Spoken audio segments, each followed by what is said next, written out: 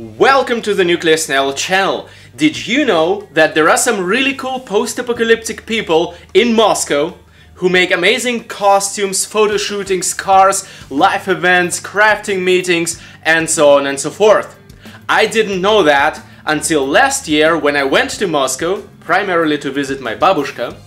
I also met these amazing people, Moscow's and Russia's largest Wastelander group named after us. So before I say anything else about them, let's take a look at some of their pictures.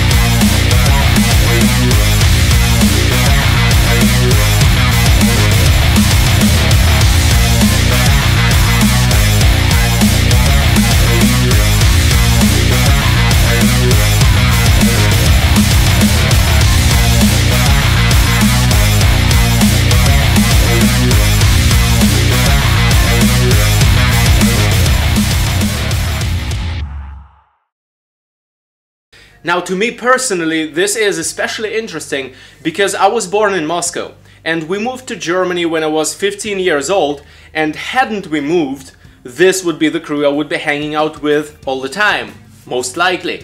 I do apologize for the audio and video quality because I just had my cheap camcorder with me with no external microphone. That's also the reason why it took me so long to sort through all this footage and to find out what of it is usable. A lot of it is shaky, the sound was garbage, that's why there is a lot of voiceover. But anyway, without further ado, let's see what those guys have to say, and yeah, there we go. Сколько будет 3 плюс 2? Чатуга! И поближе немножко, чтобы было слышно, там микрофон хуёв. Извиняюсь. Все, мы тоже пришли снимать.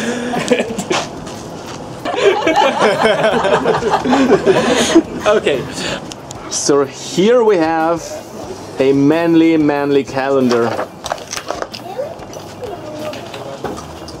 A lot of man. I like it. The sexiest man ever. Nice joke. Post-Apocalyptic Boys 2017. People from Fate LARP in Germany, I'm looking at you. Why don't you have a Post-Apocalyptic Boys calendar? I want to have one.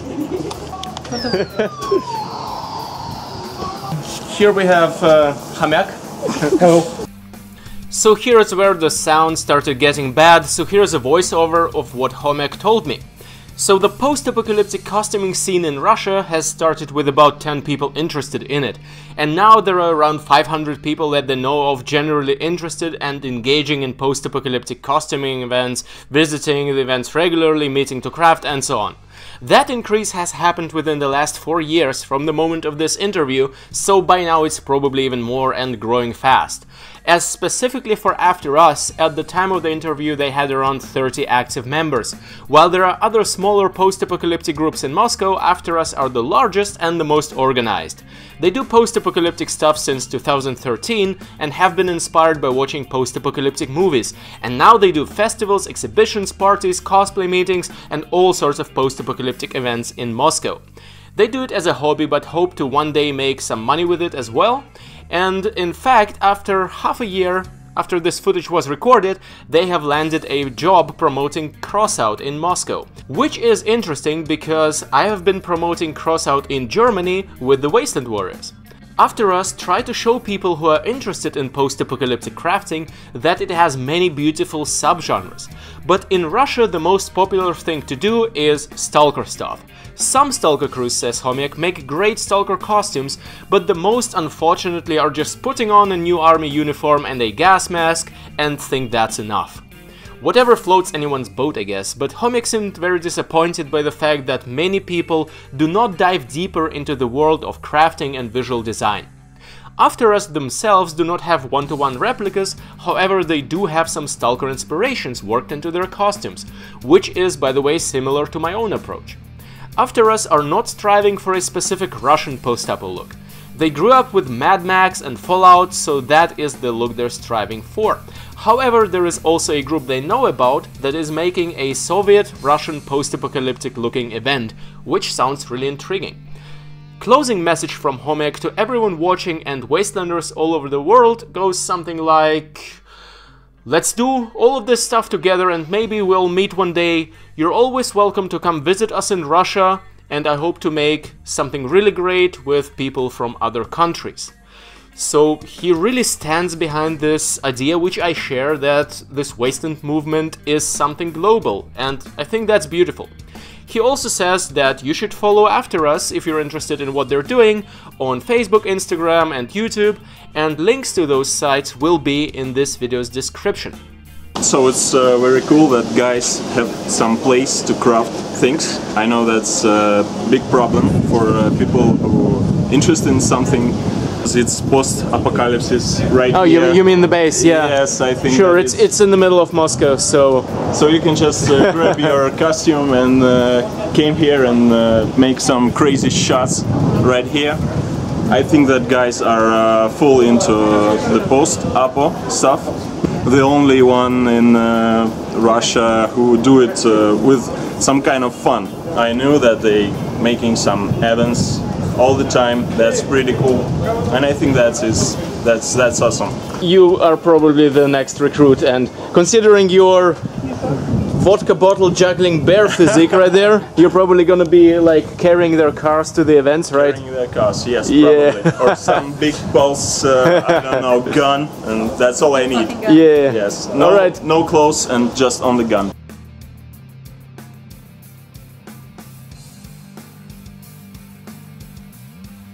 My name is Dmitry. Also Dmitry, like me. Да, yes. Nickname Kem. Kem, okay. Kem.